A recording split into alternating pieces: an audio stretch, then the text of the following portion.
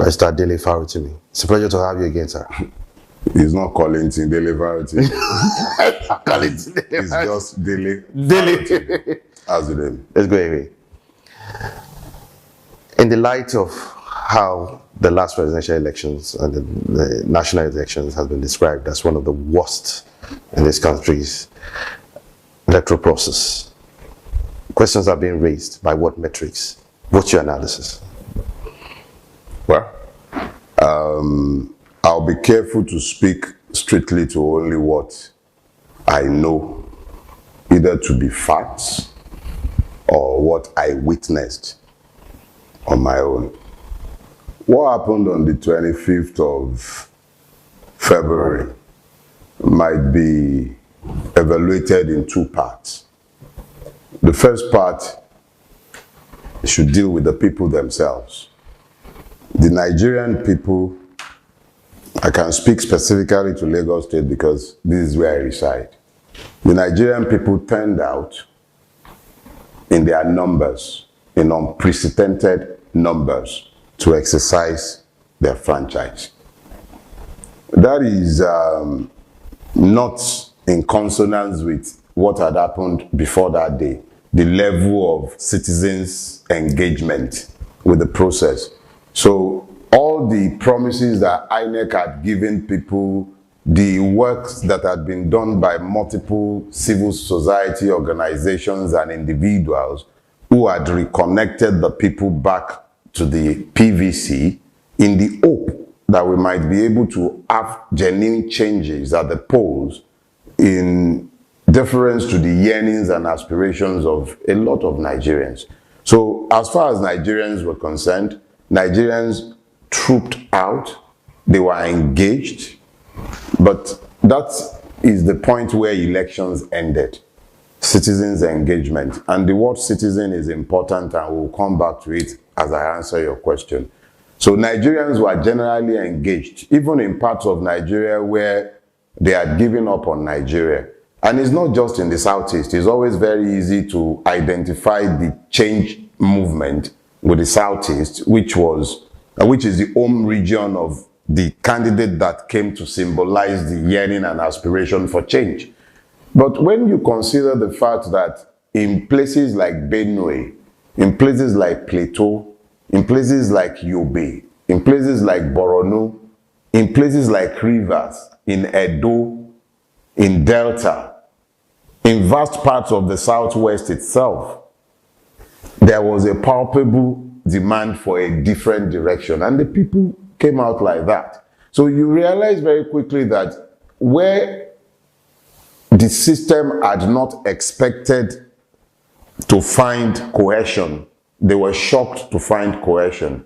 Where the system had not expected that common purposes would be found, common purposes were found across the country. So the people, insofar as it relates to the 25th of February, demonstrated a willingness and a desire to live together as one and to change the system through the peaceful route offered by the electoral system.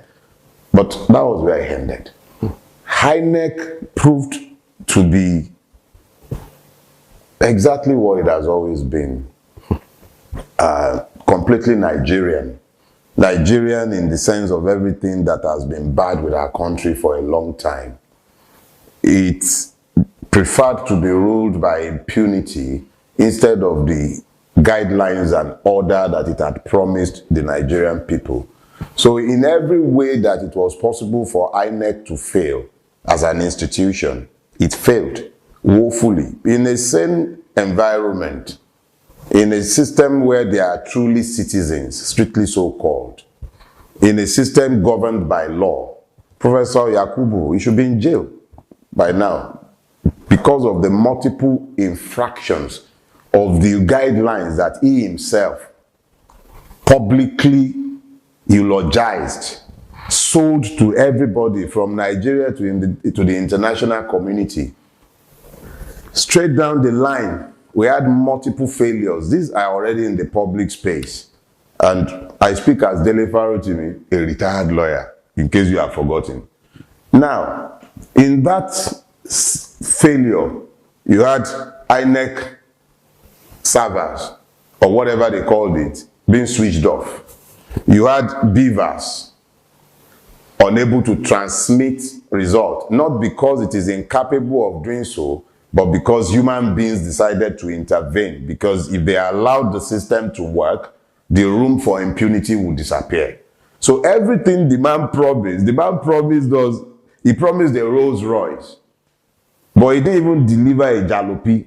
He delivered an omolanke, unfit for purpose. That is what the man has done at great cost. The money that he has just wasted, squandered, organizing the nonsense that he has now called an election, which is the point of departure with the 25th. I am careful, not because I am particularly respectful of any one of the many lying institutions, but because some people have elected to go to court. I am hoping that that court system will be the perfect place to unrobe the Nigerian state. I remember when we were talking after the NSAS, and I was explaining why we were going to the tribunal. I said it, and we were on record as saying that we didn't expect to get justice out of the system, but that since they had opened a tribunal, that we will go to that tribunal and use the tribunal to establish the fact that there was indeed a massacre. And we eventually used that tribunal, and kudos to the chairwoman of the tribunal. We used that tribunal, the same tribunal set up by the state, comprising of members only nominated by the state. We used that same tribunal to prove that the governor was lying. We used that tribunal to prove that the Nigerian police and the Nigerian army are institutional killers and liars. We used the same tribunal to unrobe the state to the point where you began to have inspectors discovering camcorders and things. So I am confident that the OB team at the tribunal would equally use the tribunal to unrobe INEC and different members of the debauched lot who sit in that place and pretend to be serving the country whilst they are ruining it and lining their own pockets. So insofar as it relates to the 25th of February, yes, the people did their part, and INEC failed them as it has always done. The police failed them as they always have, because the police stood by whilst thugs who work in tandem with governors. This is where I speak to the confluence of interest between the criminal elements. Sometimes, even now, you now know that the criminal elements and the traditional institutions in certain parts of the country are in bed with the state. So you have an unholy trinity, and the people are the constant victims. So yes, we had an election. We the people did. INEC ensured that our will has not been reflected. Now, consider the fact that the credibility of that election had been called to question. A lot of Nigerians are quite skeptical about the next governorship and the state houses of assemblies election. Rightly so. There are widespread voter apathy, so to speak. And consider the fact that Nigerians are quite skeptical. They're afraid that their votes might not count, and that they're going to the poll again on Saturday will be a waste of time and effort. Let me tell you this. If our votes would not count, we wouldn't have seen INEC as desperate as it was on the 25th. Our votes count. If our votes will not count, they will not be going around burning markets. If our votes will not count, they will not be busy buying all sorts of expired politicians to come back to their side so that they can. It's almost like football transfer season. You're having governorship candidates bought, political parties bought, but that should not offer any surprises to anyone. Instead of buying delegates, they were buying governors. So why should it surprise anybody that they are buying candidates who are not really candidates in any election, if the truth be told? How come that people who had a lot of negative things to say about them yesterday have suddenly become their friends today after they bought an extra week from INEC. You should understand that what they want is voters apathy, because it is in the midst of voters apathy that they are able to achieve their goal. No matter how much intimidation, no matter how, if they like, let them have 1,000 MC mushroom picking roaming the streets of Lagos. If the people are engaged in the process, if they are out in force and in number, and they are voting, the truth of the matter is that the powers of the MC mushroom pickings of this world are minimized when we turn out in our numbers. Refusing to come out and vote because you are afraid, you've been scared, you've been divided, you've been left disillusioned by what has happened, merely leaves the space open to those who had set out originally to ensure that that is exactly what you will do. Remember, in answering your earlier question, I pointed out that when we decided to go to the NSAS panel, for instance, we went there because we were convinced that we had preponderance of evidence to prove what we were saying about the culpability of the governor, the army, the police, and the state itself. So we used the venue provided by the government.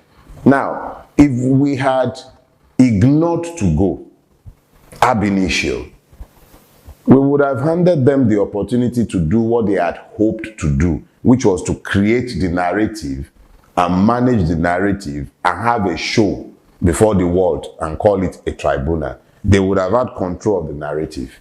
And they had done a fantastic job, aided by multiple people that Nigerians would never have expected to find culpable in that kind of ignoble act. But they had the narrative already until Ramimba stepped in. Anyway, that's another story for another day. But in this election, our people must understand that if you do not buy the ticket, you cannot win a lottery. If you have given up ab initio that, oh, because of all the things they have done, because there is a possibility that they might be violent, because of these, there are always going to be 1,001 reasons not to come out. But understand this, not coming out validates the evil that you are running away from.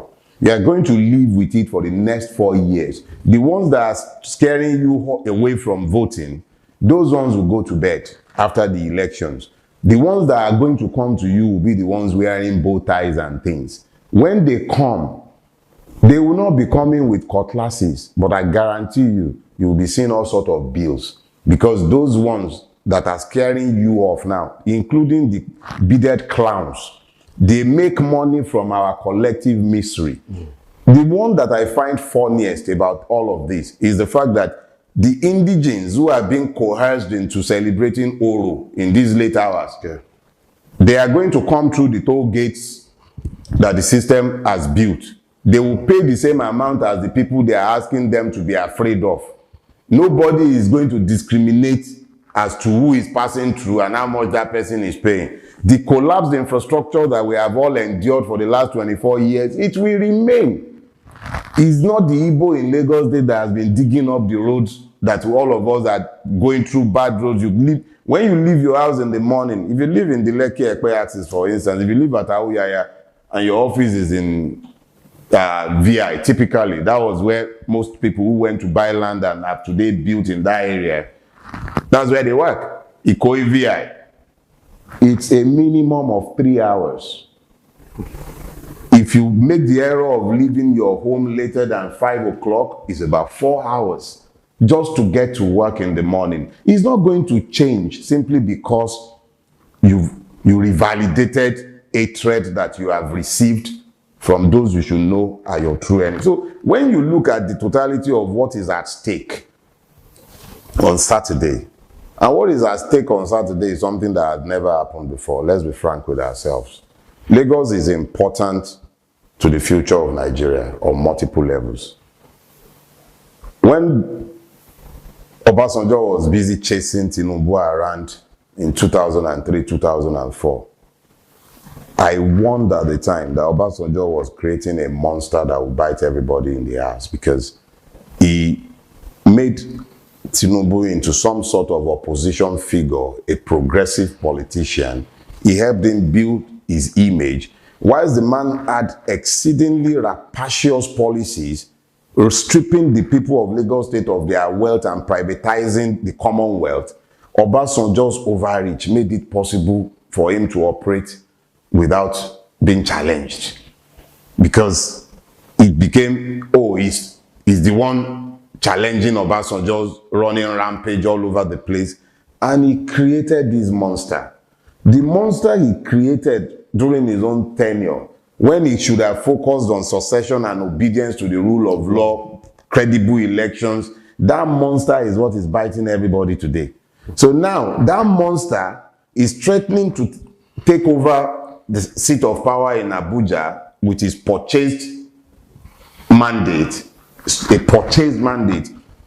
That monster is now looking to use the instrumentality of hate, ethnic bigotry, in addition to religion, which he had long established as a basis for power, to retain power in the most important of all states in Nigeria. Maybe people don't understand this. Lagos is the fifth, either the fourth or the fifth largest economy in Africa. It doesn't have the fifth best school system. It does not have the fifth best rail system. It does not have the fifth best healthcare delivery system. It is not ranked fifth in anything good.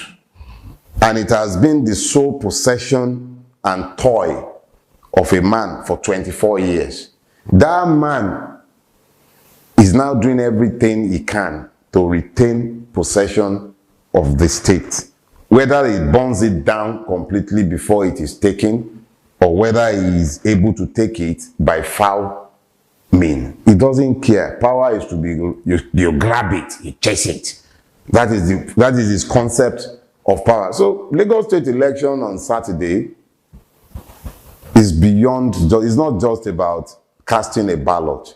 It's about determining the future of a country. It's about deciding whether you are happy to be governed by what is essentially a criminal franchise, because that is what it is. A franchise that will deploy all manner of violence in order to retain power, that will deploy hatred in order to retain power. That is not, and it is not, that's not a political franchise, that's a criminal franchise. Let's look at the efforts by the legal team now to reclaim the mandate, so to say, the purchased mandate, so to say.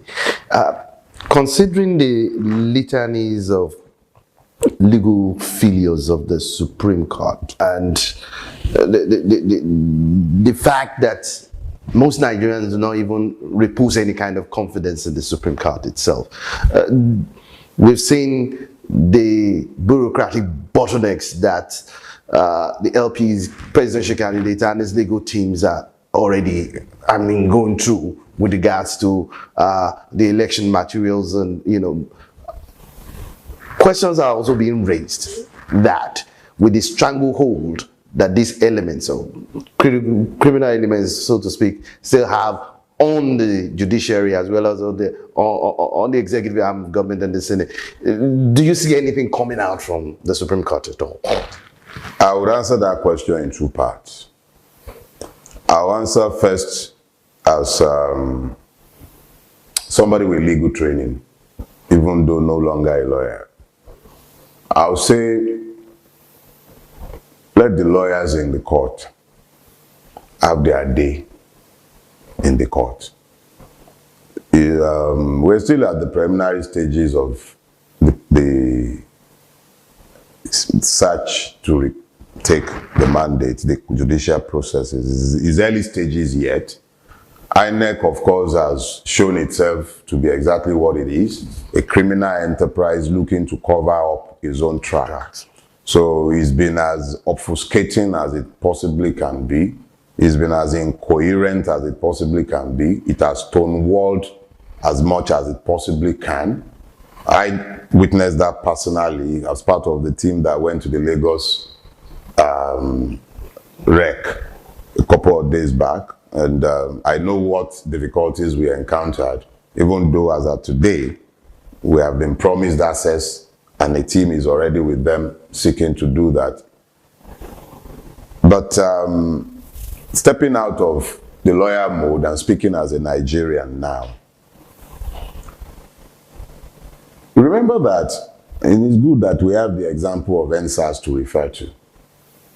The government spent God knows how much money on all sorts of evil influencers to deny what happened at Lekki Toll Gate. It spent tremendous amount of money. It co-opted men who you would once have considered advocates of truth and justice. Corrupted. No, they didn't become corrupted yesterday. They'd been for a while. But they became part of that enterprise, all in a bid to deny the evil that they did.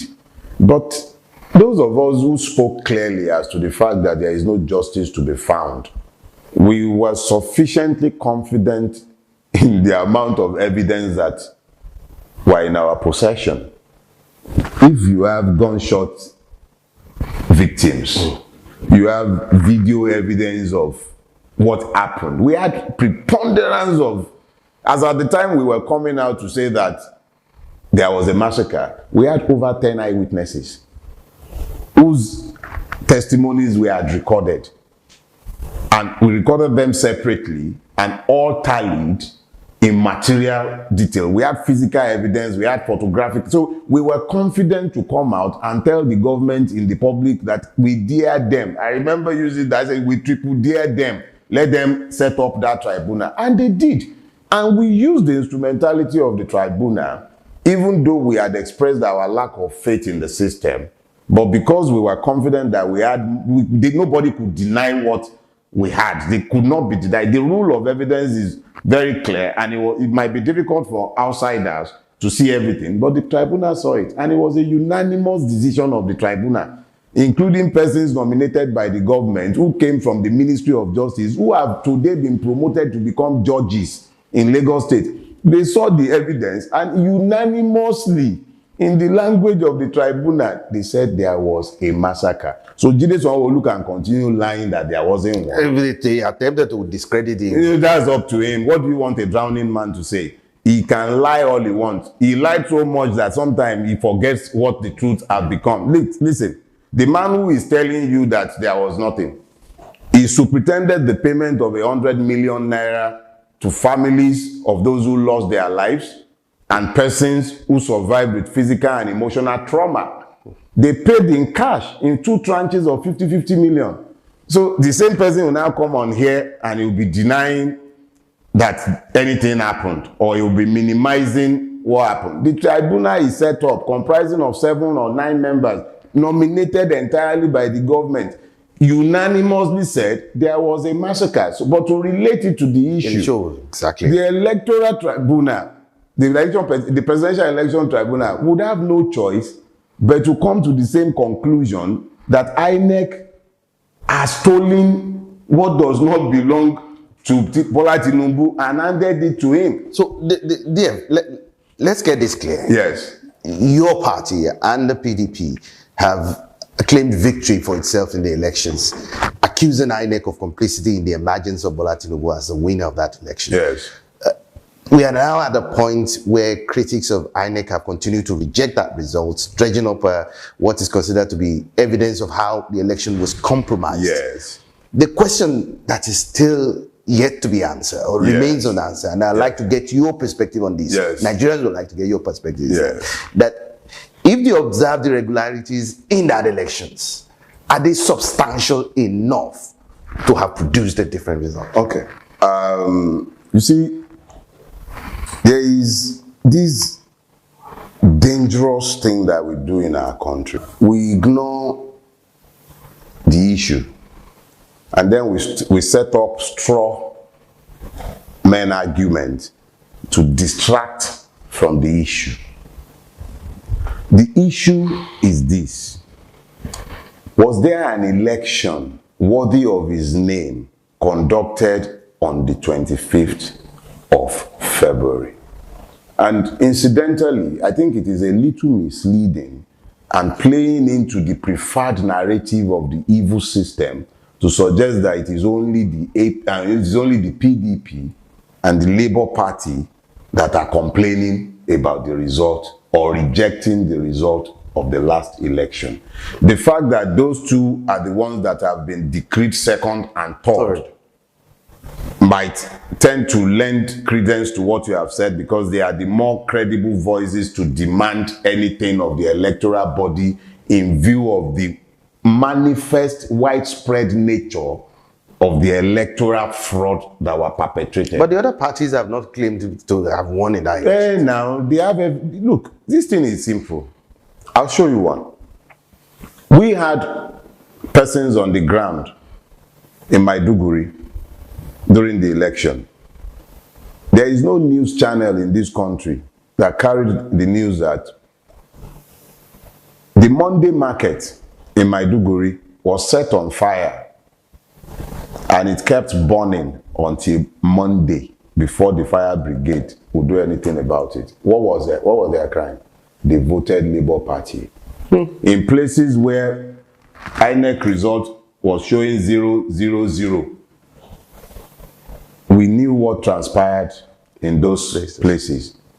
In places where nobody expected Labour Party to win, Labour Party won. But Labour Party won because it became the symbol for those whom Nigeria had disenfranchised. Those whose voice had been silenced for so long, who nobody hears. I'll show you one. Southern Bauchi, and I'm saying this from having seen all sort of figures and stuff that have been posted. I've also seen some raw figures in some other. In Southern Bauchi, from only 4 polling units, Peter Obi got more votes in 4 polling units in Bauchi South than was declared for him in the whole of Bauchi.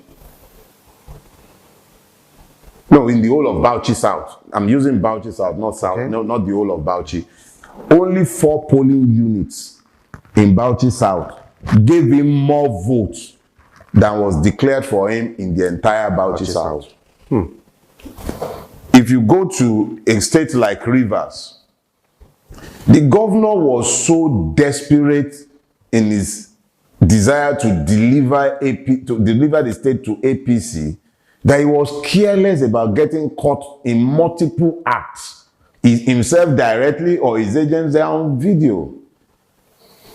In Ajegunle, Ali Zatueji, the Labour Party candidate, recorded direct tipexing, criminal act by an officer sworn by law not to do exactly what he was doing.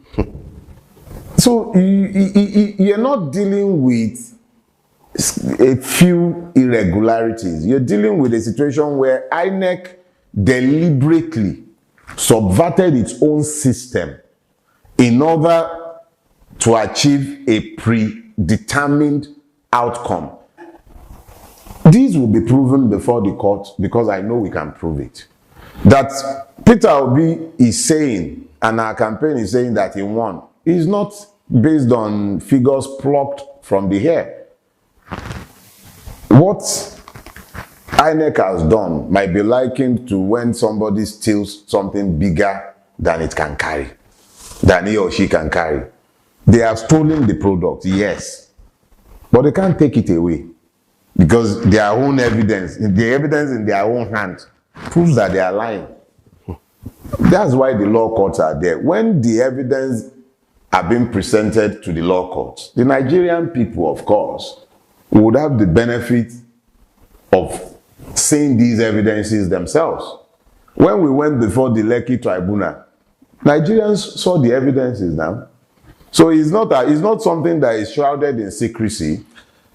INEC will be unrobed before the Nigerian people. Why INEC has to be held to its promise to deliver a technology-driven and malpractice-proof election, there's still so much criticism about INEC's effort to redeem itself or its image as far as the March 2015 election is concerned. See, Will INEC have the local standards to redeem itself?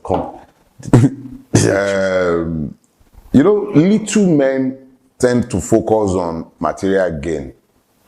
And Mahmoud Yakubu is a little man. He's a very little man. He's a Lilliputian. He might have acquired degrees and diplomas, but unfortunately he has very little understanding of life, of the purpose of life. His problem is he should be a man in his late 50s or early 60s now, so he can't live as long as he has already lived. He should be focused on legacy, about what history would say of him. If it is a repetition of what happened on the 25th of February, it will go down in history as the most corrupt, inept, and useless head of INEC. It is up to him to determine and decide how he wishes to be remembered. I don't know what his inducement was, whether it was based on some religious consideration or whether it was a function of filthy lucre. Whatever it is known to him and it is known to God. What I do know is this: history will record that Nigerians were very hopeful on the 25th of February. He and the institution that he leads, INEC, dashed the hope of a lot of Nigerians. It's not about losing an election.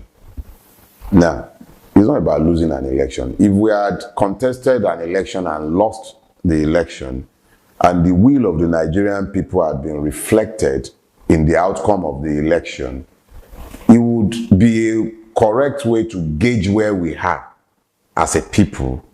And then the opposition will know what it needs to do and where it needs to do those things in relation to the people who would have delivered their verdict and their mandate.